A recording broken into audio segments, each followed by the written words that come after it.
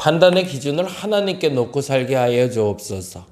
내가 판단하고 내가 결론 내고 그리고 나서 하나님 원망하지 않게 하여 주시고 하나님이 판단하시고 하나님이 결정하신 것에 내가 순종하며 하늘의 위로와 하늘의 기쁨과 하늘의 평안을 누리는 우리 되게 하여 주옵소서. 그것이 맞는데 내 판단이, 내 기준이 항상 내게 향하고 있습니다. 하나님, 내 판단과 내 기준이 아니라 하나님의 판단과 하나님의 기준으로 살아가는 우리가 되게 하여 주시옵소서. 감사합니다. 고마우신 예수님 이름으로 기도드립니다. 아멘, 아멘. 오늘은 예레미야 14장부터 15장 보는 날이고요. 예레미야 14장 1절에서 6절 말씀 같이 봅니다. 예레미야 14장 1절에서 6절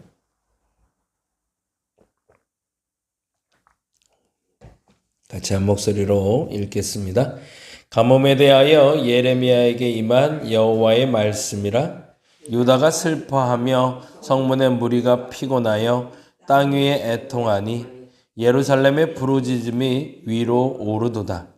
귀인들은 자기 사환들을 보내어 물을 얻으려 하였으나 그들이 우물에 갔어도 물을 얻지 못하여 빈 그릇으로 돌아오니 부끄럽고 근심하여 그들의 머리를 가리며 땅에 비가 없어 지면이 갈라지니 밭가는 자가 부끄러워서 그의 머리를 가리는도다.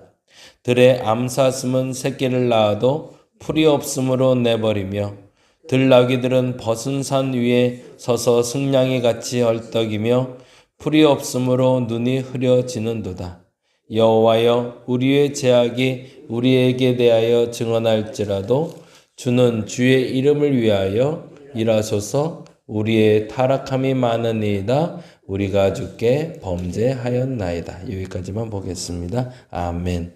1장부터 7절까지 같이 읽었고요. 6절까지 보려고 그랬는데 7절까지 봤네요. 네. 14장 이야기는 기근에 대한 이야기, 가뭄에 대한 이야기로 시작을 하고 있습니다. 그래서 가뭄이 왜 그들에게 왔는지, 그리고 그 가뭄에 대해서 예언하는 사람들은 어떤 예언을 하는지, 그리고 그 예언에 대해서 하나님은 어떻게 판단하시는지를 이야기하며 우리에게 찾아온 가난은, 기근, 가뭄, 이 기준은 무언가에 대한 이야기를 하고 있습니다. 1절과 2절에 보니 이렇게 돼 있네요. 같이 읽어볼까요? 가뭄에 대하여 예레미야에게 임한 여호와의 말씀이라. 유다가 슬퍼하며 성문의 무리가 피곤하여 땅 위에서 애통하니 예루살렘의 부르짖음이 위에 오르도다 라고 얘기하는 거 보면 위에 오르도다에 줄쳐놓고요. 기도하지 않는 건 아니네요. 그렇죠? 힘들어서 어려워서 기도하고 있다.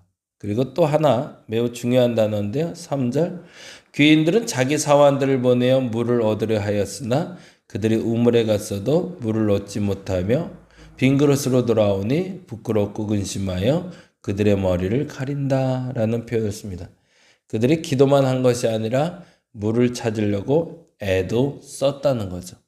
그래도 가뭄은 그들에게 해결되지 않고 그들의 삶이 되었다라는 이야기를 14장 1절에서 3절까지 이야기합니다. 제가 개인적으로 굉장히 싫어하는 사람 중에 하나는 뭐냐면 기도만 하는 사람들이에요. 기도만 하면 된다고 생각하는데 안 그래요. 기도만 한다고 되는 게 아니고요. 기도하면서 열심히 살아야 돼요. 내게 하나님이 보여주시는 것을 기도로 알려주시거든요. 기도만 하며 하나님과 함께하면 하나님이 도우시리라 착각하지 마시고 기도하며 하나님이 보여주시는 대로 살아갈 수 있는 여러분 되시기 바랍니다. 기도 진짜 하면 하나님이 뭘 해야 될지를 알려주십니다. 어떻게 해라, 그리고 어떻게 하지 말라를 알기 위해서 우리는 기도하는 거지, 기도해서 하나님만 가까이 하면, 예수님과 동행만 하면 하나님이 만사성정시켜준다? 그건 거짓말입니다. 기도해야 됩니다. 그리고 찾아야 됩니다. 내가 해야 할 일을, 내가 하지 말아야 될 일을. 근데 지금 이스라엘 백성들은 기도도 했고요. 그리고 열심히 찾으려고도 했는데 안 되더라는 거죠. 그러면 여기에 명쾌한 답이 하나 있습니다. 그 답은 뭘까요? 그들이 죄를 지은 거죠. 하나님이 열심히 살기 원하고 기도하고 그래서 그 응답받은 대로 열심히 노력을 하는데도 채워주지 않을 때는 뭔가 막힌 담이 있고 뭔가 하지 말아야 될 행동을 했다는 거죠. 그 행동이 뭔지에 대해서 12절에 다음과 같이 이야기합니다. 12절 말씀 같이 읽어볼까요? 그들이 금식할지라도 12절입니다. 그들이 금식할지라도 내가 그 부르짖음을 듣지 아니하겠고 그건 무슨 말인지 알겠네요. 금식할지라도라는 건 기도했다는 얘기죠. 그들이 기도할지라도 내가 그 부르짖음을 듣지 아니하겠고 번제와 소제를 드릴지라도 내가 그것을 받지 아니할 뿐 아니라 칼과 기근과 전염병으로 내가 그들을 멸하리라 라고 되어 있습니다. 그러면 그들의 잘못이 하나가 드러나네요.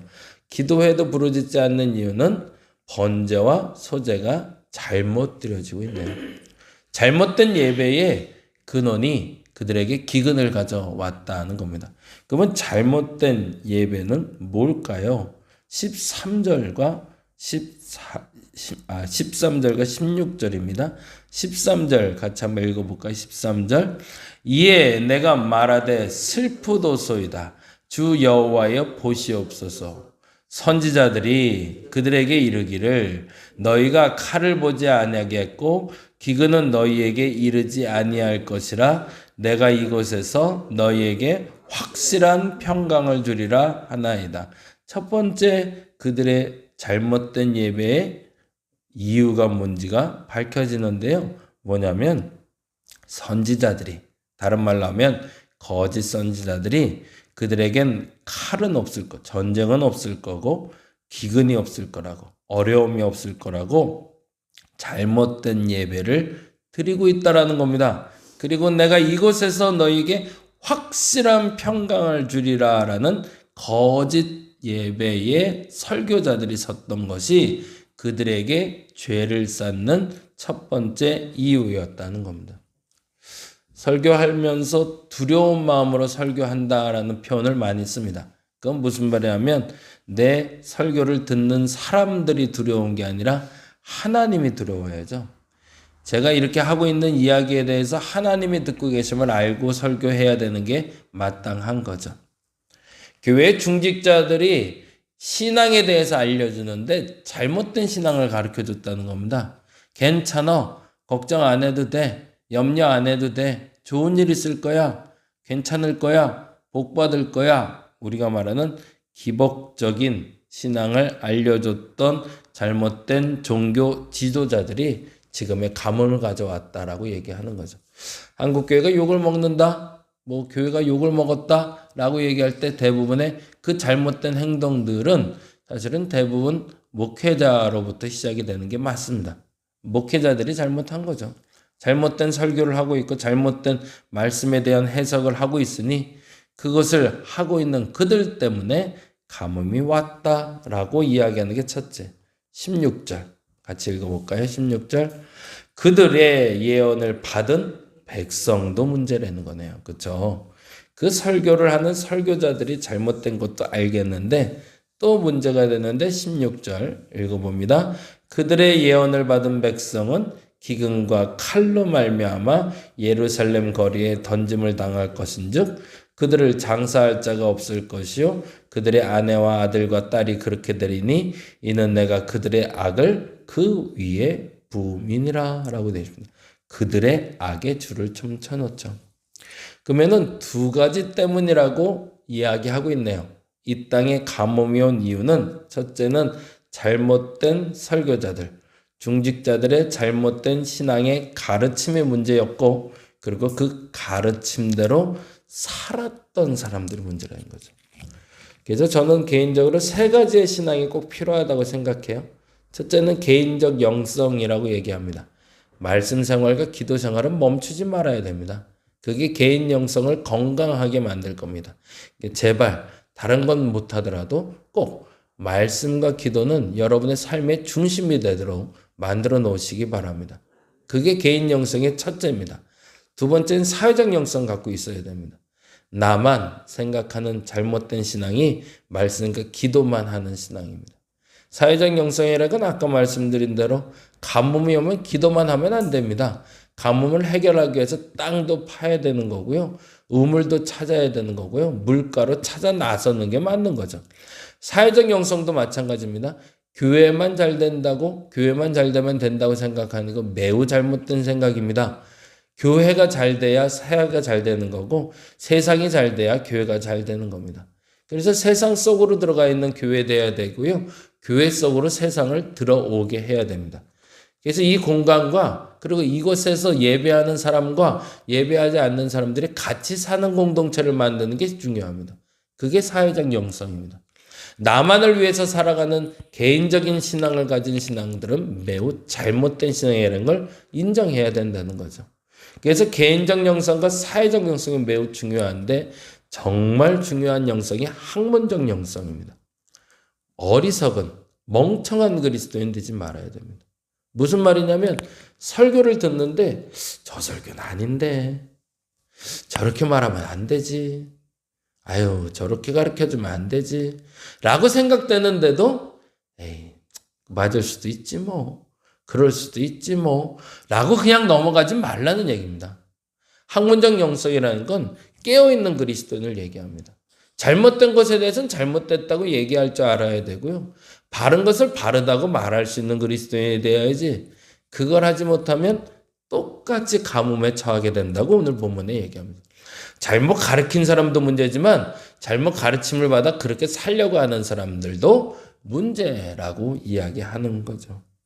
우리의 삶에 가뭄이 오는 문제를 예레미야 14장에서 분명하게 두 가지로 얘기합니다. 잘못된 예배를 선포하며 이끌어가는 교회의 중직자들, 그리고 그것을 무지몽매하게 따르는 백성들, 성도들 때문에 가뭄이 왔다고. 그래서 그 일을 해결하지 않는 한 그들의 가뭄은 해결되지 않으리라고 이야기합니다. 우리의 삶에 고통과 어려움이 올 때 사실은 그것은 신앙의 성숙을 위해서 주실 때도 있습니다. 그런데 그것이 내가 열심히 하고 기도해도 안 풀린다면 분명 나의 예배가 잘못되고 있음을 여러분이 인정하시기 바랍니다. 그리고 그 예배를 다시금 회복할 수 있는 저와 여러분 되시길 바랍니다. 15장에서는 그래서 하나님이 이렇게 표현을 하고 계십니다. 15장 6절. 하나님한테 이런 얘기까지 들으면 안 되거든요.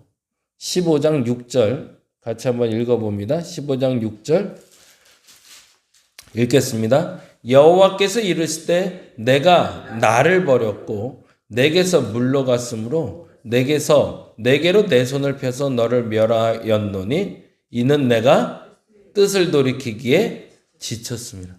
내가 너 때문에 지쳤다 이제. 도저히 내가 너에게 가망이 없다고 생각이 된다. 라고 생각한대요. 이 말은 듣지 말아야죠. 그런데요, 매우 명확한 아주 귀한 메시지가 10절, 11절에 나옵니다. 10절, 11절 볼까요? 읽어봅니다. 내게 재앙이로다 나의 어머니여, 어머니께서 나를 온 세계에 다투는 자와 싸운 자를 만날 자로 낳으셨도다. 내가 꾸어주지도 아니하였고 사람이 내게 꾸이지도 아니하였건만은 다 나를 저주하는도다. 무슨 말일까요? 예레미야는 거기에 오염되지 않았다는 얘기죠. 나 진짜 지친다. 해도 너 너무한다. 라고 하나님이 얘기하시는 얘기를 듣고 예레미야도 너무 속이 상하는 거예요. 근데 예레미야는 앞서 말한 대로 그 잘못된 중직자들처럼 잘못된 예언을 하거나 잘못된 가르침을 베푸는 사람이 아니었으므로 스스로에게 그리고 다른 사람들에게 비난받는 설교자였던 거죠. 남들처럼 설교하면 되지 왜 복받으라는 설교 못하냐 넌? 왜 자꾸 그런 나쁜 얘기만 하냐? 라고 자꾸 비난 들었다는 거예요. 그랬더니 11절 읽어봅니다. 여호와께서 이르시되 내가 진실로 너를 강하게 할 것이요 너에게 복을 받게 할 것이며 내가 진실로 내 원수의 재앙과 환난의 때에 내게 간구하게 하리라 라고 약속하십니다. 오늘은 거기에만 줄을 좀 쳐놓죠. 11절에 줄 쳐놓겠습니다. 여호와께서 이르시되 내가 진실로 너를 강하게 할 것이요 너에게 복을 받게 할 것이며 내가 진실로 내 원수로 재앙과 환난의 때에 내게 간구하게 하리라. 그렇게 만들 수 있는 저와 여러분 되시기를 간절히 바랍니다. 세상 사람들은 어떻게 예배드린다. 어떤 잘못된 그리스도인들, 저것도 지도자라고, 저것도 교회 중직자라고, 어떻게 저런 소리를 하지? 너무 속상할 때가 있을 겁니다. 그리고 어떤 이들은 그렇게 무지몽매하게 예수 믿는 사람을 볼 때도 있을 겁니다. 그때도 오염되지 않는 여러분 되시기 바랍니다. 힘들 겁니다. 오염되지 않기가. 왜냐하면 19은 그렇게 신앙생활 하니까요. 그게 당연하다고 말하고 그게 맞다고 말하니까. 그때 하나님 앞에 하나님의 판단과 하나님의 기준으로 살아가는 사람은 비난받을 겁니다. 너 그렇게 사는 거 아니야. 다들 저렇게 믿는데 왜 그렇게 어렵게 예수 믿으려고 그러냐. 그거 아니잖아. 라고 얘기해도 그 자리를 지키는 자에겐 하나님은 직접 찾아오셔서 내가 너를 강하게 할 것이고 내가 너에게 복을 받게 할 것이며 내 원수가 재앙과 환난의 때에 내게 비로소 찾아와 간구하게 만들어 줄 거라고 약속해 주십니다. 그 약속을 받을 수 있는, 그래서 조금만 더 버텨낼 수 있는 저와 여러분 되시기를 간절히 바랍니다. 기도하겠습니다. 세상에 가뭄의 때입니다. 말씀의 홍수라고 얘기합니다. 오히려 가뭄입니다. 너무 많은 말씀들이 쏟아져 나옵니다. 유튜브를 통해서도 매스컴을 통해서도 사방팔방 어디에서도 성경 얘기 하는 사람 참 많습니다. 근데 대부분의 잘못된 이야기를 전하는 사람도 참 많습니다. 이때 분별의 지혜가 필요합니다. 남들도 그렇게 사는데 나도 그렇게 살지 라고 얘기하는 순간 무너지는 겁니다. 그러면 내 삶에 가뭄이 찾아오는 겁니다.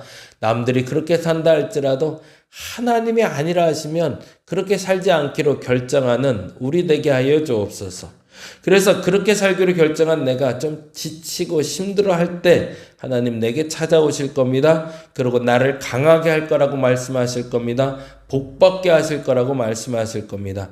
그리고 재앙과 환난의 때에 원수들이 내게 찾아와 간구할 것이라고 말씀하십니다. 그 말씀을 들을 수 있는 내가 되게 하여 주시옵소서. 감사합니다. 고마우신 예수님 이름으로 기도드립니다. 다 같이 기도하고 돌아가겠습니다.